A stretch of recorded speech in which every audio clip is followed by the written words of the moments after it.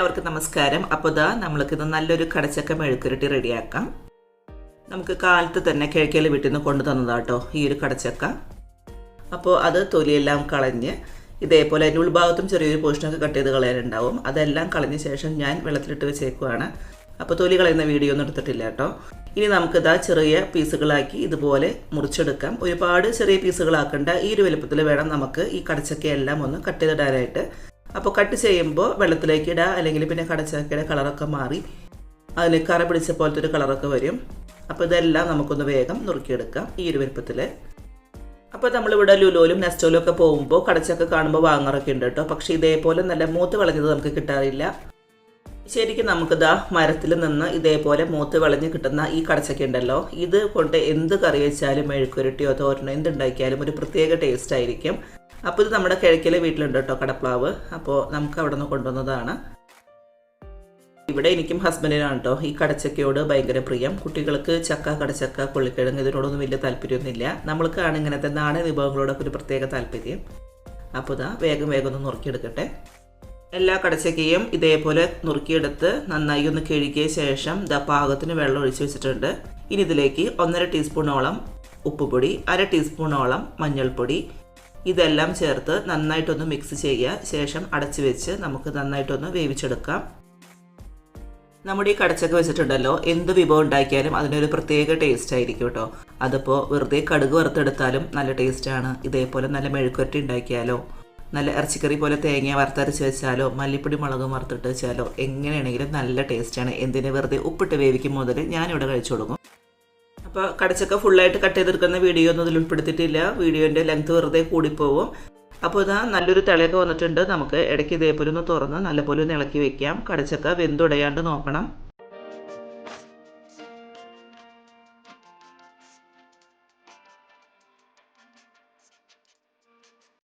ഇടയ്ക്ക് നോക്കുമ്പോൾ പാകത്തിന് വെള്ളമൊക്കെ ഉണ്ട് കേട്ടോ. ഇനി നമുക്ക് ഫുള്ള് ഇതുപോലെ അടയേണ്ട ആവശ്യമില്ല. കുറച്ച് ഇതേപോലെ തുറന്ന് വയ്ക്കാം.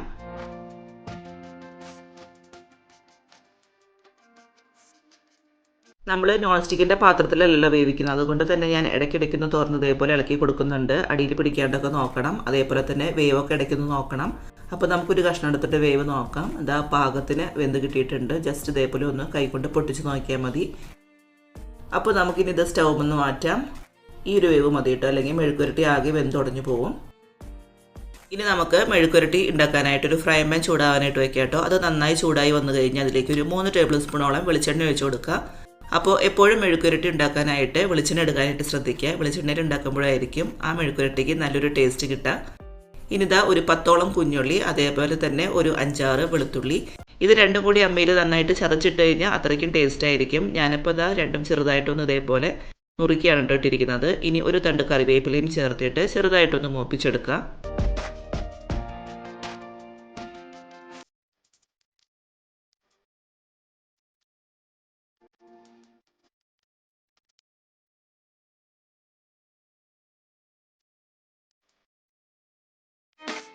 അപ്പോൾ ഉള്ളി പെട്ടെന്ന് മൂക്കാനായിട്ട് അതിലേക്ക് ഒരു 1/2 ടീസ്പൂൺ, കുറച്ച് മതി കേട്ടോ, നമ്മൾ ഓൾറെഡി കടച്ചക്ക വേവിക്കാനായിട്ട് ഉപ്പിട്ട് കൊടുത്തിട്ടുണ്ട്. അപ്പോൾ വളരെ കുറച്ച് ഉപ്പ് ഇതേപോലെ ഇട്ട് കൊടുക്കുക.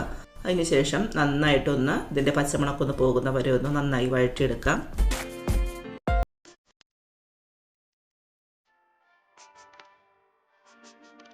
അപ്പോൾ ഇതാ മെഴുക്കുരുട്ടി ഉണ്ടാക്കുമ്പോൾ എപ്പോഴും നമുക്ക് നല്ല ചതച്ച മുളകാണ് കേട്ടോ ഏറ്റവും ടേസ്റ്റ് ഉണ്ടാവുക. അപ്പോൾ ഞാൻ ചതച്ച മുളക് ചേർക്കുകയാണ്. ഇത് അത്യാവശ്യത്തിന് എരിവുണ്ട്. 1 ടീസ്പൂണോളം ചതച്ച മുളക് ചേർക്കാം. ഇനി ഇതിൻ്റെ പച്ചമണം ഇടുന്നവരെ നല്ലപോലെ മൂപ്പിച്ചെടുക്കുക.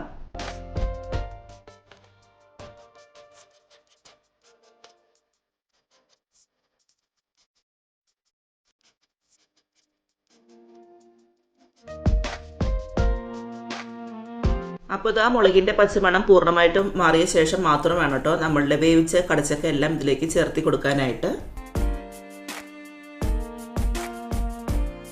ഇനി ഇതാ നമ്മളുടെ കടച്ചക്ക കഷ്ണങ്ങളൊന്നും ഉടയാണ്ട് സൈഡിൽ നിന്നും ഇതേപോലെ നന്നായിട്ട് ഇളക്കി യോജിപ്പിക്കുക.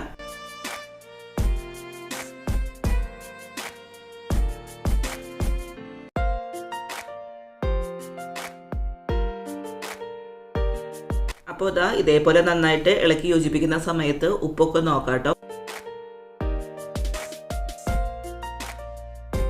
കണ്ടില്ലേ, നല്ല പോലെ ഇതേപോലെ മിക്സ് ചെയ്തെടുക്കണം കേട്ടോ. അപ്പോൾ ഇതാ ഇത്രേ ഉള്ളൂ. വളരെ സിമ്പിളായിട്ട് നമുക്ക് റെഡിയാക്കാവുന്ന ഒരു മെഴുക്കുരട്ടിയുടെ റെസിപ്പിയാണ്. കഴിച്ചാലോ നല്ല ടേസ്റ്റും. അപ്പോൾ എല്ലാവരും ഇതേപോലെ ഒന്ന് ട്രൈ ചെയ്ത് നോക്കുക.